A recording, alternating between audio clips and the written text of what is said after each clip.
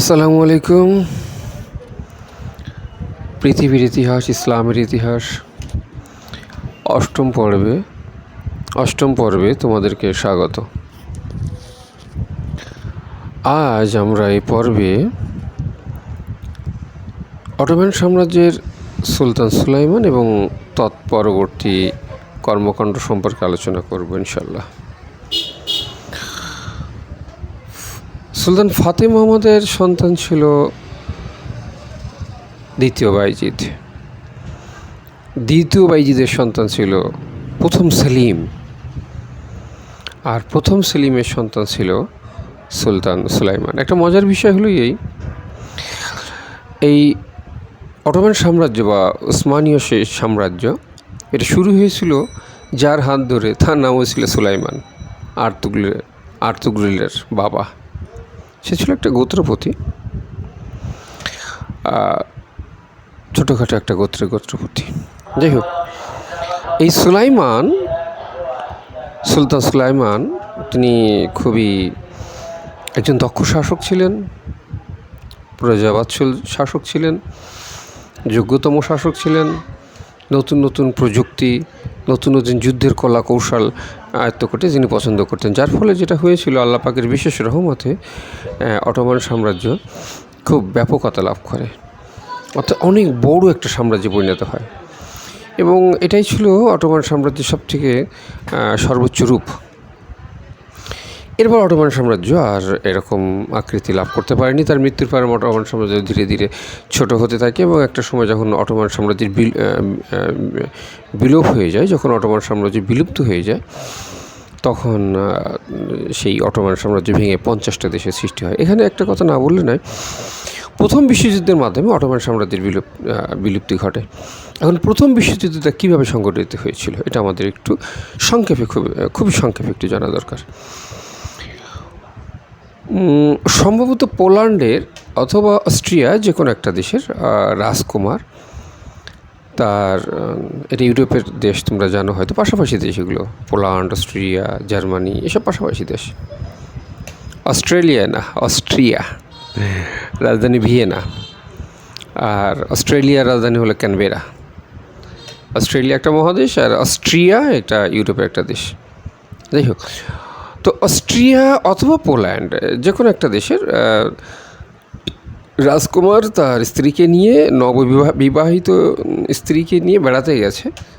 ধরে নাও পোল্যান্ডের যুবরাজ, সে অস্ট্রিয়ায় বেড়াতে গেছে। এটা উল্টো হতে পারে, যে অস্ট্রিয়ার যুবরাজ পোল্যান্ডে বেড়াতে এসেছে। আমরা ধরে নিলাম যে পোল্যান্ডের যুবরাজ অস্ট্রিয়া বেড়াতে গেছে, তো বউ নিয়ে হানিমুনে গেছে পাশের দেশে বেড়াতে, যেমন আমাদের পাশের দেশে ইন্ডিয়া, এরকম আর কি। তো ওখানে আততায়ীর হাতে স্ত্রী সহ সে মারা যায়, মানে ছুরিকাঘাতে তাকে হত্যা করা হয়, তার স্ত্রী সহ। এটা তার বাবা, অর্থাৎ সেই রাজা, পোল্যান্ডের রাজা, এটা সে সহ্য করতে পারেনি।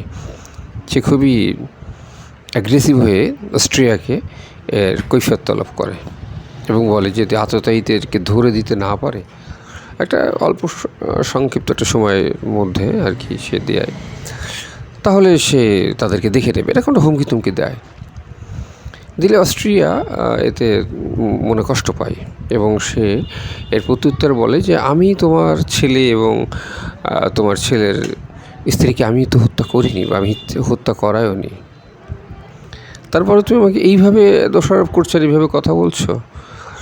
তো এই অল্প সময়ের মধ্যে যদি আমি ধরে দিতে না পারি, তাহলে তুমি কি করবে?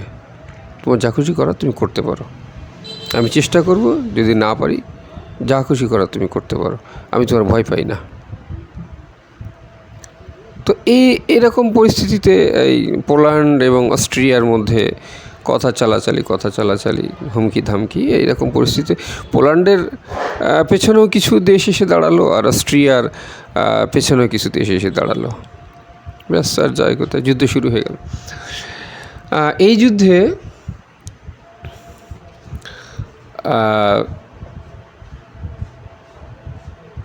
তুরস্ক বা তুর্কি, অর্থাৎ অটোমেনরা যে দলে ছিল, সেটা পোল্যান্ডের হতে পারে বা অস্ট্রিয়ার হতে পারে, তারা হেরে যায়। আরও কয়েকটা দেশ হেরে যায় এর সঙ্গে। এই এই এই জোটের সঙ্গে ছিল সম্ভবত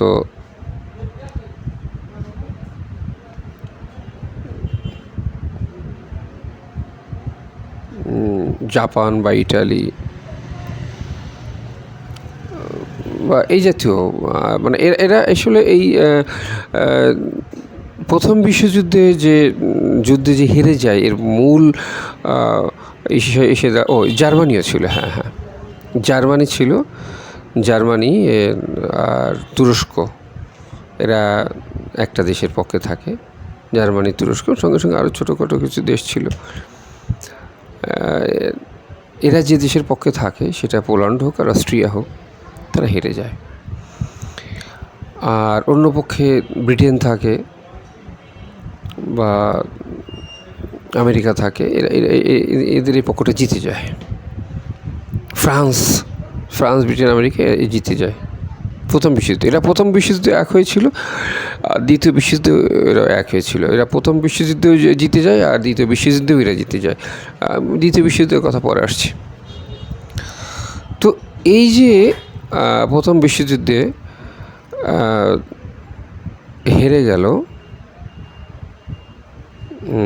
তুরস্ক, সঙ্গে জার্মানি, মূলত যারা গণ্ডগোলটা বাঁধিয়েছিল সেই পোল্যান্ড আর অস্ট্রিয়া, তাদের কোনো হদিস নাই। তারা তাদের মতো চুপ হয়ে বসে আছে। কিন্তু আসল ঘটনা ঘটলো এই অটোম্যান সাম্রাজ্য, অর্থাৎ তুরস্কের সঙ্গে এবং জার্মানির সঙ্গে।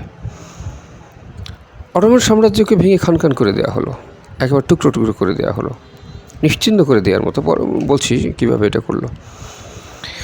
আর জার্মানিকে মারাত্মক বিপদে ফেলে দিল। সমগ্র যুদ্ধের দায়ভার দেওয়া হলো জার্মানিকে। এই দায়ভার কিন্তু তুরস্ককে দেওয়া হয়নি, কিন্তু তুরস্কের সঙ্গে অন্য ঘটনা ঘটেছে। এক মুনাফেককে খুঁজে বের করে, যে ইউরোপ এবং আমেরিকার বড় চামচা ছিল আর কি, নাম হলো কামাল আতাতুর্ক। এই মুনাফেককে তুরস্কের ক্ষমতায় বসানো হলো। তখন সর্বশেষ অটোমান সালতানাতের সর্বশেষ সুলতান ছিলেন সম্ভবত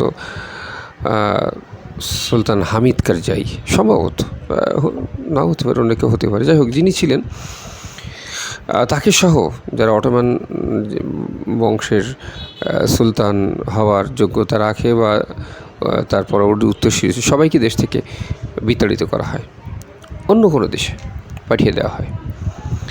তুরস্কের প্রিয় যেসব দেশ ছিল সেসব দেশ না, বা তুরস্কের সঙ্গে খুব ভালো সম্পর্ক ছিল, অটোমানদের সঙ্গে খুব ভালো সম্পর্ক ছিল, এরকম কোনো দেশ না। এমন দেশ যারা এদেরকে পছন্দ করে না অথবা শত্রু মনে করে, এমন দেশে পাঠিয়ে দিল। কামাল আতাতুর্ক কী করলো এরপর? এদেরকে তো, অটোম্যানদেরকে দেশ থেকে বিতাড়িত করে দিল। এরপর ইসলামকে ধ্বংস করার কাজে লেগে গেল। আজানের পর নিষেধাজ্ঞা জারি করলো। মুসলমানদের সম্পত্তি থেকে কীভাবে বঞ্চিত করা যায়, এরকম অনেকগুলো আইন করলো। ইউরোপ থেকে ব্যাপক পরিমাণে খ্রিস্টান এনে পুরো তুরস্ক ভরে ফেললো। আজকের যে তুরস্ক, মোটামুটি ইউরোপ থেকে আসা খ্রিস্টানে প্রায় পরিপূর্ণ।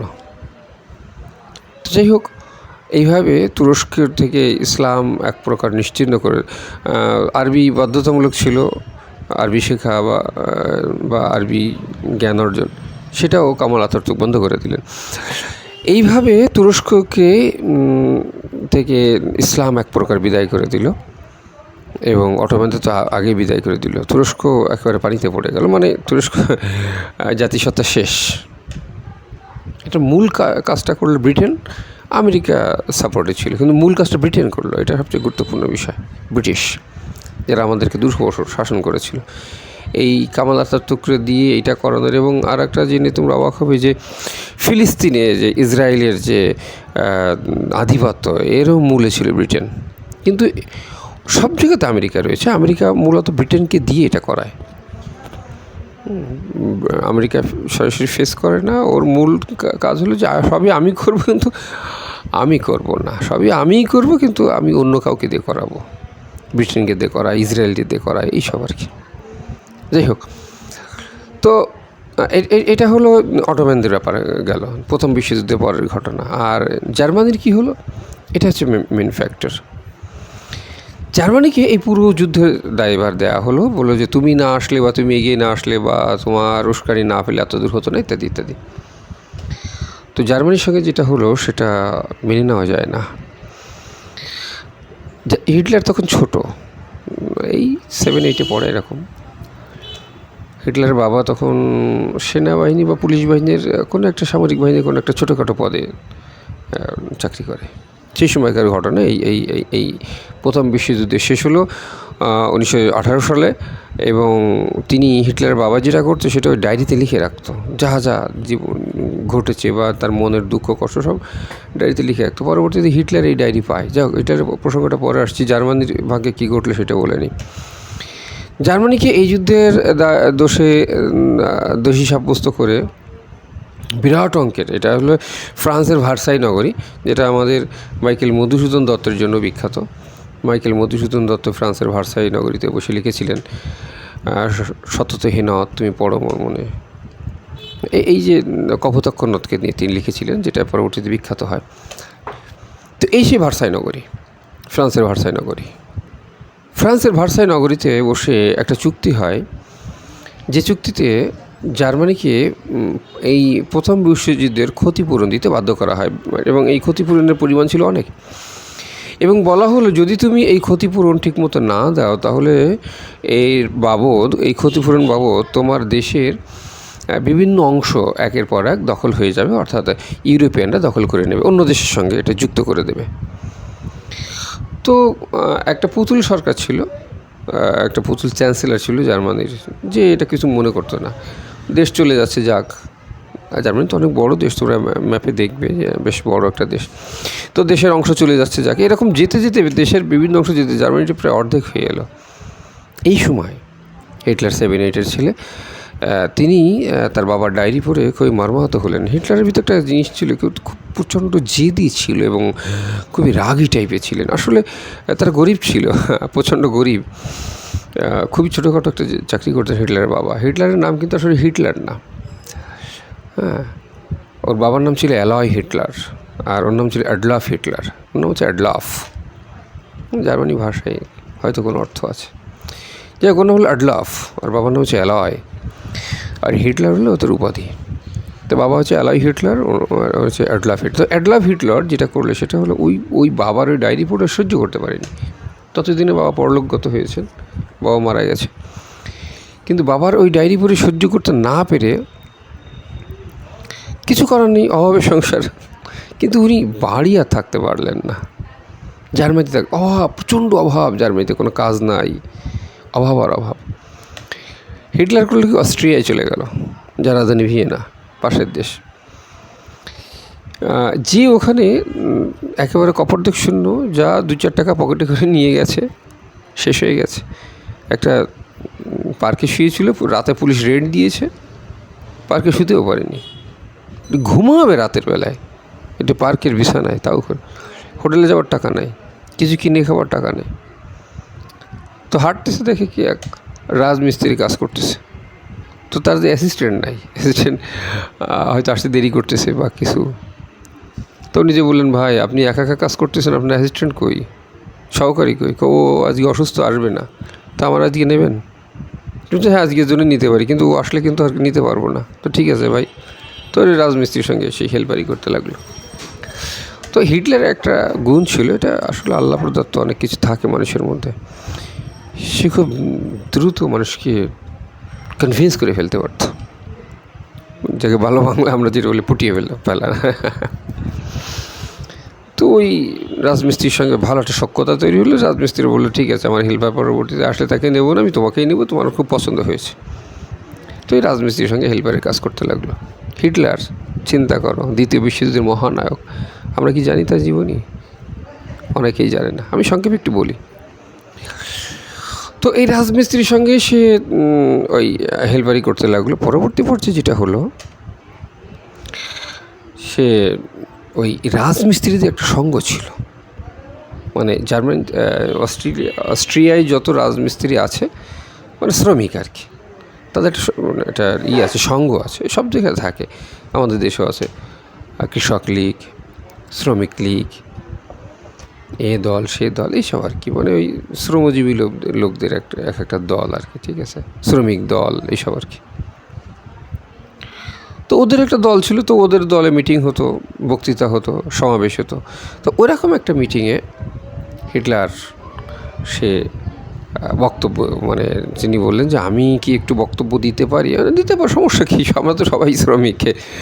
তো তার হিটলারের বক্তব্যটা ছিল জ্বালাময়ী বক্তব্য, এবং ওদের যে নেতা ছিল, অর্থাৎ ওই রাজমিস্ত্রি, অর্থাৎ সেই শ্রমিক সঙ্গে যে নেতা, হিটলার খুব পছন্দ করলো। সে বললো তুমি কী করো? হিটলার বললো আমি রাজমিস্ত্রির হেল্পারি করি। থাক, আর দরকার নেই বাবা, তুমি আমার সঙ্গে থাকবা, এখন ওই হেল্পারি বাদ, তুমি থাকবো আমার সঙ্গে। তো যাই হোক, সে ওই একটা পাতি নেতা হয়ে উঠলো, ছোটোখাটো নেতা, বিভিন্ন জায়গায় বক্তৃতা দেয়, আর অল্প স্বল্প ছোটোখাটো বিজনেস করে, মানে সে তখন আর রাজমিস্ত্রি না, সে একটু গ্রেড বেড়ে গেল। তো মূল কাজ হলো তার বক্তৃতা দেওয়া বা পাতি নেতাগিরি করা। এরকম করতে করতে একটা সময় সে, যিনি প্রধানের পরের যে পোস্ট, সে পোস্টটা সে পেয়ে গেল। ওই শ্রমিক সংঘের প্রধানের পরের যে পোস্টটা, দ্বিতীয় যে পোস্ট, সেটা পেয়ে গেল। ব্যাস, তাতেই সে খুশি, সেকেন্ড পজিশন পেয়ে, বিশাল পজিশন। কিন্তু এর কিছুদিন পর যেটা ঘটলো, যে প্রধান মারা গেল। প্রধান মারা, সবাই সর্বসম্মতিক্রমে হিটলারকে প্রধান বানিয়ে দিল। এটাই ছিল তার জীবনের একটা টার্নিং পয়েন্ট। হিটলার যখন এই শ্রমিক সংঘের প্রধানের দায়িত্ব পেল, তখন সে টেকনিক্যালি এটাকে আর শ্রমিক সংঘ না রেখে এটা জাতীয় সংঘ করে দিল। অর্থাৎ এটা একটা নির্দিষ্ট শ্রমিক সংঘের দল না হয়ে পুরো দেশের দল হিসেবে এটাকে ঘোষণা করলো, এবং নাম দিল ন্যাশনাল সোশ্যালিস্ট পার্টি, সংক্ষেপে বলা হয় নাৎসি পার্টি।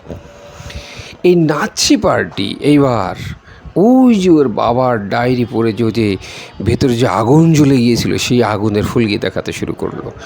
অর্থাৎ জার্মানিকে বাঁচানোর একটা আশা দেখাতে লাগলো। মানুষ দলে দলে, শত শত, হাজারে হাজারে, কাতারে কাতারে এই নাৎসি পার্টির সমাবেশে অংশগ্রহণ করতে লাগলো। নাৎসি পার্টির ব্যাপক কর্মী সংখ্যা বেড়ে যেতে পারলো, এবং অল্প কিছুদিনের মধ্যে নাৎসি পার্টি হয়ে গেল জার্মানির প্রধান পার্টি, প্রধান দল। এই নাৎসি পার্টি জার্মানিতে এমন একটা আলো জ্বালিয়ে দিল হিটলার, যে একমাত্র হিটলারের মাধ্যমেই জার্মানির প্রকৃত মুক্তি আসতে পারে। তৎকালীন যে চ্যান্সেলর ছিল জার্মানির, সে হিটলারের এই ব্যাপক উত্থান থেকে ভীত সন্ত্রস্ত হয়ে হিটলারকে জেলে বন্দি করে ফেলল। হিটলারকে গ্রেপ্তার করলো এবং জেলে বন্দি করে দিল। হিটলার সেই জেলে বসে লিখে ফেললেন তার এক বিশাল গ্রন্থ, মেইন ক্যাম্প, জার্মানি ভাষায়, যার বাংলা হলো আমার কার্যসূচি বা আমার কর্মসূচি। সে কীভাবে তার দেশকে বাঁচাতে চায় সেটা লিখে সে তার লোকজনের কাছে এটা কপি করে, এটা পাবলিশ করে, এটা মানুষের কাছে দিতে বললো। তোমরা জেনে অবাক হবে, তৎকালীন সময়, তৎকালীন পৃথিবীতে হিটলারের লেখা এই বইটা ছিল সবথেকে বেশি বিক্রিত বই। এই জার্মানির প্রতিটা ঘরে ঘরে এই বই পৌঁছে গেল। মানুষ এত বেশি গণজাগরণ তৈরি হলো হিটলারের পক্ষে, মানুষ জেল ভেঙে হিটলারকে বের করে নিয়ে আসলো। চিন্তা করো, রাজমিস্ত্রি হেল্পার হিটলার, সে এখন পুরো জার্মানির মধ্যমণি। যাই হোক, কার ভাগ্যে কখন কী আছে একমাত্র আল্লাহ ছাড়া কেউ বলতে পারে না। যাই হোক, জার্মানির চ্যান্সেলর দেখলো অবস্থা খারাপ, যারা জেল ভেঙে হিটলারকে আনতে পেরেছে তারা আমার প্রাসাদ ভেঙে আমাকেও রাস্তায় নিয়ে পেটাতে পারে, অসম্ভব কিছু না। তো উনি নির্বাচন দিলেন। ঠিক আছে, তোমরা ঠান্ডা থাকো, নির্বাচনে যদি হিটলার জয়লাভ করে তো করবে, আর আমি করলে আমি করব, ইত্যাদি ইত্যাদি, মোটামুটি জনগণকে ঠান্ডা করবার জন্য তিনি নির্বাচন দিলেন। এই নির্বাচনে হিটলার ব্যাপকভাবে, মানে ব্যাপক ব্যবধানে জয়লাভ করে। হিটলার হয়ে গেল জার্মানির চ্যান্সেলর, জার্মানির প্রধান বা চ্যান্সেলর। এই চ্যান্সেলর হয়েই হিটলার যেটা করলেন, তার সামরিক বাহিনীকে খুবই শক্তিশালী করে ফেললেন। তৎকালীন সময় সবচেয়ে শক্তিশালী বিমান বাহিনী ছিল জার্মানির, সবচেয়ে শক্তিশালী নৌবাহিনী ছিল জার্মানির। যাই হোক, ইনি সামরিক শিক্ষাকে বাধ্যতামূলক করলেন, মানুষের ভিতরে ব্যাপক গণজাগরণ সৃষ্টি করলেন এবং জার্মানদেরকে তিনি একক জাতিসত্তা প্রদান করলেন। তিনি বললেন যে একমাত্র জার্মানরা ছাড়া জার্মানিতে বসবাস করার অধিকার আর কেউ রাখে না।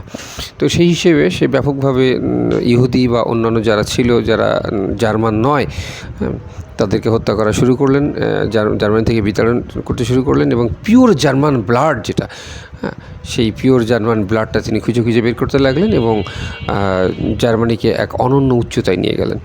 শুধু তাই নয়, যারা এই জার্মানির সঙ্গে বিশ্বাসঘাতকতা করেছে, বেইমানি করেছে, তাদেরকে তিনি উপযুক্ত শাস্তি দিতে শুরু করলেন। যেমন পোল্যান্ড সহ যারা ছিল আশেপাশে, ফ্রান্স মনে হয় 2 দিন লেগেছিল ফ্রান্স জয় করতে, পুরো ফ্রান্স তছনছ করে ফেলেছিল ফ্রান্সকে একেবারে। পোল্যান্ড মনে হয় 1 ঘন্টা 24 ঘন্টা মানে পোল্যান্ড জয় করেছে নিশ্চয়। তার মানে এখন আমরা বুঝতে পারছি হয়তো জার্মানি প্রথম বিশ্বযুদ্ধে অস্ট্রিয়ার পক্ষেই ছিল, যাই হোক, কারণ সে পোল্যান্ড জয় করে নিয়েছিল। এরকম ঘটনায় তিনি যেটা করলেন, আসলে কি বলবো, ওভার কনফিডেন্স, খুব, এর আগেও বলেছি, খুব খারাপ জিনিস। রাসূল সাল্লাল্লাহু আলাইহি ওয়াসাল্লাম প্রত্যেকটা জিনিসে খুব সাবধানতা অবলম্বন করতেন। এই ওভার কনফিডেন্স তার মধ্যে ছিল না। আলহামদুলিল্লাহ, তার কাছ থেকে আমাদের অনেক কিছু শেখার আছে। মক্কা জয় করবার সময় 10,000 সৈনিক নিয়ে সেই মক্কায় প্রবেশ করে, মানে মক্কার উপকণ্ঠে যে পৌঁছায়, এবং সে জানতে পারে যে মক্কায় আসলে তাকে প্রতিরোধ করবার মতো তেমন কিছুই নেই, কেউ নাই। তিনি কী করলেন? তিনি তো ওভার কনফিডেন্সিয়াল হয়েতে তিনি মক্কায় প্রবেশ করতে পারতেন, কিন্তু তা করলেন না। তার সৈন্যবাহিনীকে 4 ভাগে ভাগ করলেন, 4 দিক থেকে তিনি মক্কায় প্রবেশ করার জন্য প্রস্তুত করলেন এবং তার ধারণা ছিল যদি কেউ একজন আক্রান্ত হয় বা 2 জন আক্রান্ত হয়, বাকি 2 দল ঢুকে যায়, বা 3 দলও যদি আক্রান্ত হয় তাহলে বাকি 1 দল মক্কা ঢুকে যেত। এনিহাও মক্কার মানে বিজয় হয়ে যাবে ইনশাল্লাহ। একটা দল আক্রান্ত হয়েছিল, বাকি 3 দল মক্কা ঢুকতে। এই যে তিনি তো এত সৈন্য, অর্থাৎ তৎকালীন সময়ে 10,000 সৈন্য একটা বিশাল ব্যাপার তৎকালীন সময়ে। হিটলার ওভার কনফিডেন্সিয়াল হয়ে বেশ কতগুলো ভুল করে বসলো পরপর। সে ব্রিটেনকে তছনছ করে ফেললো অল্প দিনের মধ্যে, অর্থাৎ ফ্রান্সকে তছনছ করবার পরপরই, অর্থাৎ ফ্রান্সকে পদানত। কিন্তু এখানে অনেকগুলো ভুল ছিল হিটলারের। একটা দেশ যখন জয়লাভ করে তখন সেটা পরিপূর্ণ কন্ট্রোলে নিয়ে আসতে হয়। যেমন যখন সে ফ্রান্সকে কন্ট্রোলে নিয়ে নিল, ফ্রান্সকে তছনছ করে দিল, তখন ফ্রান্সের যে গভর্নমেন্ট ছিল সেটা পরিবর্তন করা বা তার মনোভূত কাউকে সেখানে বসিয়ে দেওয়া, যেমন আগেকার যুদ্ধগুলোতে আমরা দেখতাম, এটা সে করেনি। ফ্রান্সকে আঘাত করে, ফ্রান্সকে তছনছ করে সে ব্রিটেনকে ধরলো। ব্রিটেনে একই ঘটনা ঘটালো এবং ব্রিটেনের শাসক সম্প্রদায় তারা পালিয়ে তারা আয়ারল্যান্ডে আশ্রয় নিল। আয়ারল্যান্ড ইংল্যান্ডের পাশে।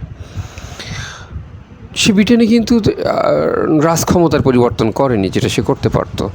সে ব্রিটেনটা ফ্রান্সকে পুরোপুরি দখলে নিয়ে ফ্রান্সের শাসক পাল্টে দিতে পারতো, বা ব্রিটেনকে পুরোপুরি দখলে নিয়ে ব্রিটেনের শাসক পাল্টে দিতে পারতো, এগুলো সে করতে পারতো, কিন্তু সে করে নাই। এগুলো অনেক বড় বড় ভুল। উপরন্তু সে আরেকটা যেটা করলো সেটা কি, সে যখন দেখলো যে আমি মানে আমার সামনে কেউ টিকতে পারছে না, না ফ্রান্স না ব্রিটেন, কেউ না, তখন সে রাশিয়া অ্যাটাক করলো। এই রাশিয়া প্রথম বিশ্বযুদ্ধের বেনিফিশিয়ারি। তা প্রথম বিশ্বযুদ্ধে রাশিয়া, মানে যারা জিতে গিয়েছিল তাদের মধ্যে রাশিয়া ছিল। প্রথম বিশ্বযুদ্ধে যারা জয়লাভ করে তাদের মধ্যে রাশিয়াও ছিল। তো যাই হোক, রাশিয়া যেহেতু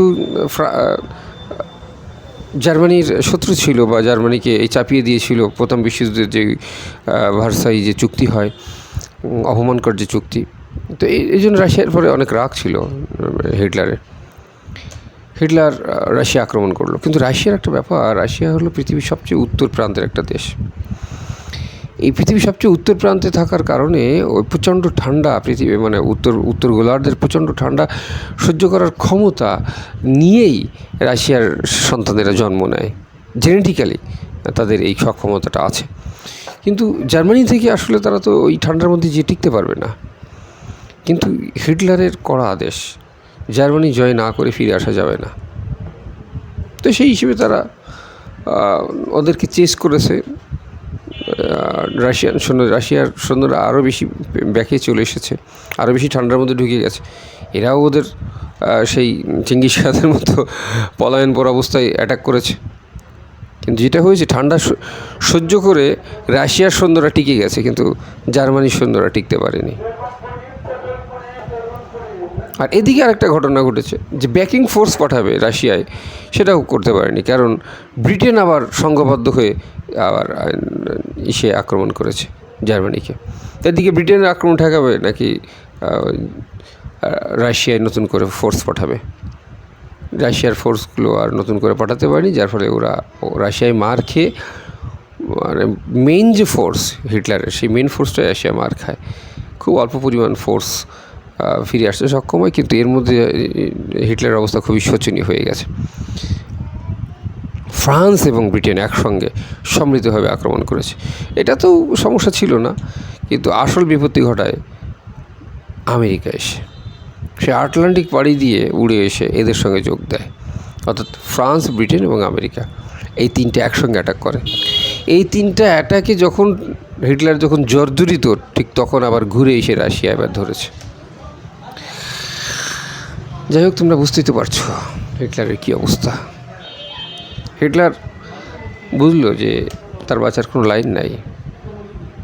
সে তখন তার স্ত্রীকে বলল যে, আমি হিটলার, আমাকে হাতে হাত কড়া পরিয়ে নিয়ে যাবে এটা সম্ভব না। তো তুমি যদি আমার সঙ্গে বাকি জীবন থাকতে চাও, তো আমার সঙ্গে চলো, আমরা আটলান্টিকের বা প্রশান্তের কোনো একটা দ্বীপে আমরা বাকিটা জীবন কাটিয়ে দেব, সব কিছু নিয়ে যাব। তো তার স্ত্রী তাকে খুব ভালোবাসতেন। আসলে হিটলার তো খারাপ মানুষ ছিল না, সে তার দেশকে খুব ভালোবাসতো। আজকে হিটলার যদি না থাকতো, জার্মানির অস্তিত্বই পৃথিবীতে থাকতো না। জার্মানির লোকেরা হিটলারকে দেবতার মতো সম্মান করে এখনও পর্যন্ত। হিটলার শুধু বলেছিল যে এই ক্রিকেট, অর্থাৎ ক্রিকেট খেলা দেখতে গেছে হিটলার, তো 3 দিন না 4 দিন না 7 দিন পর সেই টেস্ট খেলায় ড্র হয়েছে। হিটলারের মেজাজটা খারাপ। আমি 7 দিন ধরে, এই এত দিন ধরে আমি এই ক্রিকেট খেলাটা দেখলাম, শেষ পর্যন্ত কোনো জয় পরাজয় নাই, ড্র। খেলায় এবার জয় পরাজয় হয় না। উনি উত্তেজিত হয়ে বললেন, তোদেরকে আমি নিষেধ করলাম, এই জার্মানিতে কোনো দিন তোরা ক্রিকেট খেলবি না, পারলে ফুটবল খেলিস না। সেই থেকে জার্মানি কখনোই ক্রিকেট খেলে না। তার মানে জার্মানরা হিটলারকে কত পছন্দ করে, কত ভালোবাসে। তাদের নেতা একটা কথা বলে গেছে, তো তারা অক্ষরে অক্ষরে পালন করে। যাই হোক, তো এই হিটলার নির্দেশ হয়ে গেল। হিটলারের আসলে ওরা মারতে পারেনি, হিটলার ডেড বডিও খুঁজে পায়নি। বাকিটা জীবন সম্ভবত তার স্ত্রীকে নিয়ে সে আটলান্টিকের বা প্রশান্তের কোনো দ্বীপে বেশ ভালোভাবেই জীবনযাপন করে গেছে। এটাই মোটামুটি সর্বজন স্বীকৃত। এটা যেটা হলো যে দ্বিতীয় বিশ্বযুদ্ধ, এই হিটলার যেটা করেছিল, হিটলারের পক্ষে কিছু দেশও ছিল। হিটলারের পক্ষে জাপান যোগ দিয়েছিল, ইটালি যোগ দিয়েছিল। অর্থাৎ হিটলার যে একা এই যুদ্ধটা করছিল তা ঠিক নয়। জাপান এবং ইটালি এরা হিটলারের পক্ষে ছিল, আর ওদিকে ছিল ফ্রান্স, ব্রিটেন, রাশিয়া এবং আমেরিকা। আরও কিছু ছোটো ছোটো দেশ ছিল যে উল্লেখ করার মতো না। তো এই যুদ্ধে যেটা হয় সেটা হলো যে জাপান, হিটলার তো মোটামুটি চলেই গেল তার স্ত্রীকে নিয়ে, কিন্তু জাপান হারছিল না। জাপান কোনোভাবেই হার মেনে নিচ্ছিল না। তখন আমেরিকা তারা বলে যে, তুমি হার মেনে নাও, তোমাদের যে নেতা সেই তো নাই, তুমি আর যুদ্ধ চালিয়ে কী করবা। আর ইটালি তো তছনছ করে দিয়েছে একদম। ইটালি দ্বিতীয় বিশ্বযুদ্ধের পর সবথেকে বেশি ভিক্ষুক ছিল জাপানে আর ইটালিতে। দ্বিতীয় বিশ্বযুদ্ধের পর সবথেকে বেশি ভিক্ষুক ছিল জাপানে আর ইটালিতে। যাই হোক, ওরা ঘুরে দাঁড়াতে পারে, কিন্তু আমরা পারি না, এই হলো সমস্যা। সিঙ্গাপুর, যাদের মূল পেশাই ছিল মাছ ধরা, মাছ ধরে ওই মাছ বিক্রি করে যে টাকায় উপার্জন হতো তাই দিয়ে চাল ডাল কিনে খেত। এই হলো সিঙ্গাপুর। যাই হোক, সে কথা অন্য একদিন আলাপ করব।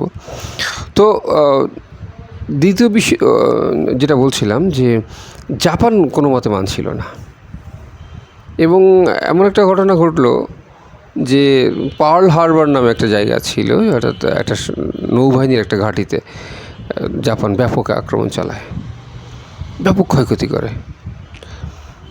এর মধ্যে পারমাণবিক বোমা আবিষ্কার করে ফেলে আমেরিকা। এই পারমাণবিক বোমারও কাহিনী আছে। এটা প্রথমে আবিষ্কার করতে চেয়েছিল হিটলার, জার্মানি, কিন্তু গোয়েন্দা সংস্থা, আমেরিকার গোয়েন্দা সংস্থা সিআইএ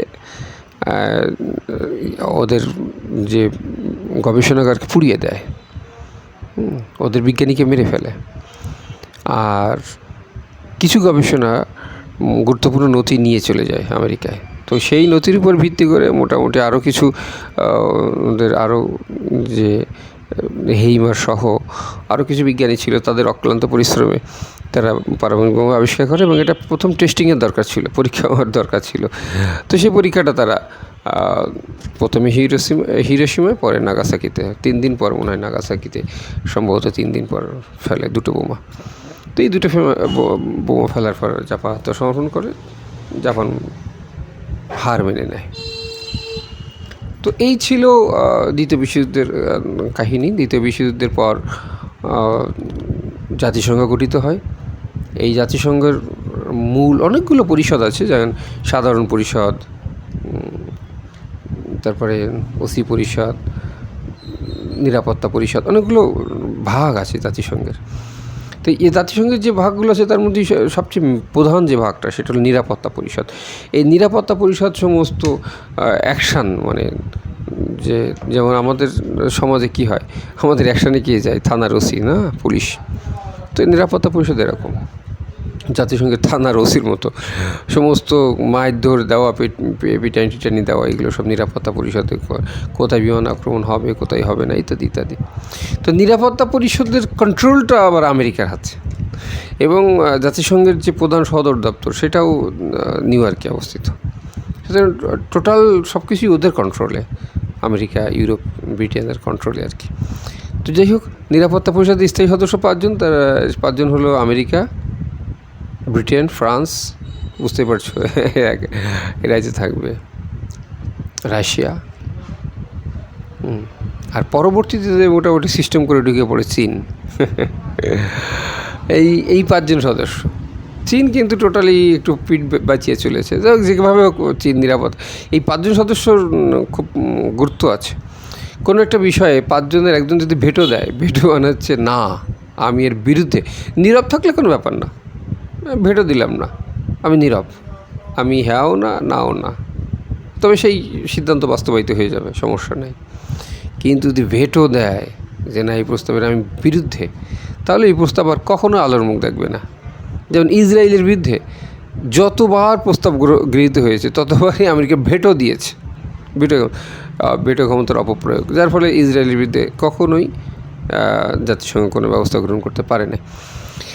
তো যাই হোক, যেটা বলছিলাম, এই হলো আমাদের আজকের বর্তমান পৃথিবী। দ্বিতীয় বিশ্বযুদ্ধের পর আর তেমন কোনো বড় যুদ্ধ এই পৃথিবীতে সংঘটিত হয়নি। তবে যেটা হয়েছে সেটা হলো পারমাণবিক শক্তিধর হয়ে গেছে অনেকগুলো দেশ। রাশিয়া হয়েছে পারমাণবিক বোমার অধিকারী, আমেরিকা তো আগে থেকেই, চীন হয়েছে, আমেরিকা আবার ইসরায়েলকে দিয়েছে বেশ অনেকগুলো বোমা, বা ইসরায়েলকে নিজস্ব প্রযুক্তি দিয়েছে, তারাও তৈরি করে। মুসলিম কান্ট্রির মধ্যে পাকিস্তান আছে, ভারত আছে। এই যে এতগুলো দেশ, তারা পারমাণবিক বোমার অধিকারী, এবং একটা দুইটা না, শত শত।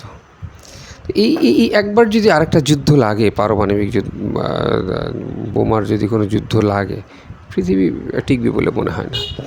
তো যাই হোক, এই ছিল আমাদের মোটামুটি পৃথিবীর ইতিহাস, ইসলামের ইতিহাস, এই সর্বশেষ অবস্থা। আর মক্কা মদিনার রক্ষার কথা বলেছিলাম, যে মক্কা মদিনাকে রক্ষা করবার জন্য আল্লাহ পাক এই একটার পর একটা শক্তি পৃথিবীতে জন্ম দিয়েছে। আবার একটু রিভিউ করি। সর্বপ্রথম রাসূল সাল্লাল্লাহু আলাইহি ওয়াসাল্লামের কাছে মক্কা মদিনার দায়িত্ব ছিল। রাসূলুল্লাহর মৃত্যুর পরে মক্কা মদিনা রক্ষার দায়িত্ব 4 খলিফা, হযরত আবু বকর, হযরত ওমর, হযরত ওসমান, তারপর হযরত আলীর পরে আল্লাহ পাক ন্যস্ত করলেন। এরপরে আল্লাহ পাক মক্কা মদিনা রক্ষার দায়িত্ব জন্য যে ফোর্স সৃষ্টি করলেন পৃথিবীতে, সেটা হলো উমাইয়া খিলাফত। উমাইয়ারা মক্কা মদিনা রক্ষা করেছে, নিজেরা কারাপ্টেড হলেও তারা মক্কা মদিনাকে রক্ষা করেছে। মক্কা মদিনার যে সুনাম সম্মান, যে জৌলুস, তারা রক্ষা করেছে। নিজেরা বিলাসী জীবনযাপন করেছে সিরিয়ায় বসে, দামেস্কে বসে, কিন্তু মক্কা মদিনাকে সেইভাবে তারা সম্মান এবং ইজ্জতের চোখে রেখেছে এবং আনটাচড রেখেছে অন্যান্য দুনিয়া থেকে। এরপর মানে মক্কা মদিনা পরে অ্যাটাক করা বা মক্কা মদিনার দিকে চোখ তুলে তাকানোর ক্ষমতা কারো ছিল না এই উমাইয়াদের আমল। ঠিক একই ঘটনা এরপর আল্লাহ পাক আব্বাসীয় খিলাফত সৃষ্টি করলেন, যারা মক্কা মদিনা রক্ষা করেছে। আব্বাসীয় খিলাফতের পরে আব্বাসীয় খিলাফত এবং সমসাময়িক সময় ছিল, একই সমসাময়িক সময় ছিল ফাতিমীয় খিলাফত। এই ফাতিমীয় খিলাফত এবং আব্বাসীয় খিলাফত বিলুপ্ত হয়ে আল্লাহ পাক সৃষ্টি করলেন সুলতান সালাহউদ্দিন আইয়ুবীকে। সুলতান সালাহউদ্দিন আইয়ুবী এবং নুরুদ্দিন জেঙ্কি এরা একসঙ্গে মিলে এই মক্কা মদিনাকে রক্ষা করেছে, আইয়ুবী বংশ আর কি। এই সুলতান সালাহউদ্দিন আইয়ুবী এবং নুরুদ্দিন জেঙ্কি এদের মৃত্যুর পর আল্লাহ পাক সৃষ্টি করলেন অটোম্যানদের। বিশাল ব্যাপার স্যাপার। এই অটোম্যানরা 600 বছর কিংবা তারও বেশি সময় ধরে মক্কা মদিনার হিফাজত করেছে, মক্কা মদিনাকে রক্ষা করেছে। এবং একটা জিনিস যে যদি